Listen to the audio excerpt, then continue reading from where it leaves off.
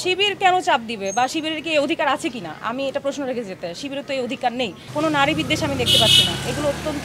ফালতু ন্যারেটিভ এগুলো সেট করেছে মানুষ আমাদের নারীরা অনলাইনে শুধু আমি প্রার্থী বলে বলছি না আমাদের বিভিন্ন নারীরা অনলাইনে অফলাইনে হচ্ছে যে হেনস্থার শিকার হয় ট্যাগিং বুলিং ব্যাশিং এগুলো শিকার হয় এই নারীদের জন্য একটা সুস্থ প্ল্যাটফর্ম তৈরি করা তারা যাতে একটা সুস্থ রাজনীতিতে আসতে পারে এই জন্য আমরা কাজ করে যাব ইনশাল্লাহ তাদেরকে এটা আশ্বস্ত করব প্রশাসনের সাথে কথা বলবো এবং বিভিন্ন যে সেলগুলো গঠন করা আছে সেক্সুয়াল হ্যারাসমেন্ট প্রিভেনশন সেল এবং হচ্ছে যে সাইবার সিকিউরিটি যে এনশিওর করবে যে সেল আছে সেটা ইফেক্টিভভাবে রান করার জন্য আমরা কাজ করে যাবো ইনশাআল্লাহ অবশ্যই আমি ট্যাগিং ব্যাশিং বুলিংয়ের শিকার হয়েছি প্রথমে যখন আমি মনোনয়নপত্র জমা দিই তখন আমাদের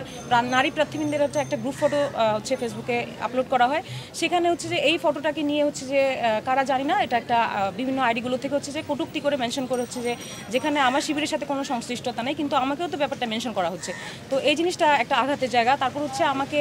এখন বলা হচ্ছে যে আমি আগে হচ্ছে যে হিজাব পড়তাম বা হচ্ছে যে এখন কেন মাঝে মধ্যে হিজাব পড়ি না এই বিষয়গুলো আসছে কিন্তু আমি মনে করি যে এটা ব্যক্তির চয়েস যে সে কখন হিজাব পড়বে কখন পড়বে না এগুলোর সাথে আমি কোন প্যানেলে আসলাম সেটার কোনো সম্পৃক্ততা আমি মনে করি না আছে অত্যন্ত অযৌক্তিক একটা কথাবার্তা এগুলো বলা হচ্ছে আমাকে না শিবির কেন চাপ দিবে বা শিবিরের কি এই অধিকার আছে কিনা আমি এটা প্রশ্ন রেখে যেতে শিবিরের তো এই অধিকার নেই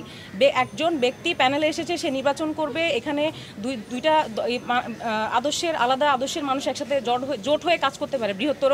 রাজনৈতিক স্বার্থে তাই না তো সেক্ষেত্রে তো শিবিরের এই এখতিয়ার নেই যে তারা আমাকে জোর করে হিসাব করতে বলবে বা আমি কেন করছি না সেটা নিয়ে কথা তুলবে আমি দূর থেকের বিষয় তো আসছেই না কারণ আমি এখন যখন প্যানেলে অন্তর্ভুক্ত হয়েছি এখানে তো শিবির সমর্থিত প্যানেলের সাথে কাজ করছি তো অত্যন্ত তারা নারী বান্ধব এবং আমার কোনো অসুবিধা হচ্ছে না আমি ভালোভাবে কাজ করে যেতে পারছি কোনো নারী বিদ্বেষ আমি দেখতে পাচ্ছি না এগুলো অত্যন্ত